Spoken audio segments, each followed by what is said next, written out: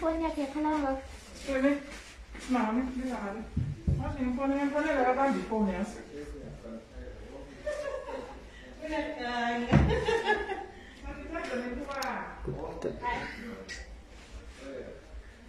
Yeah. Ngiyamtshela ukuthi ime robot. Ngifike robot la leyo. Ungabaleka.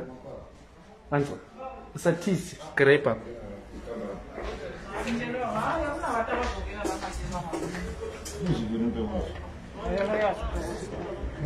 Family sathi yasika. Bakwana bese. Arikuya. No, it's okay. Nilikuwa nikupinda mfano gara. Pinda yenye mfano gara for service mfano imbao. Makasununguka. Anti muni yanga ari mpostori.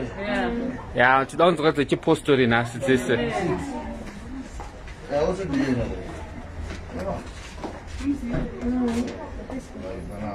Ai kuti Facebook ndi. Wambo ndio napo. Maji tripa live pa Facebook pacho na isoso. Tripa Sesame Diaries. Wanna stop doing that and focus on it, man. Are you leaving? For that. Yes, I need to go. No. Okay. What is it? Funny. Huh? What? There's no phone on me. I don't want to take it.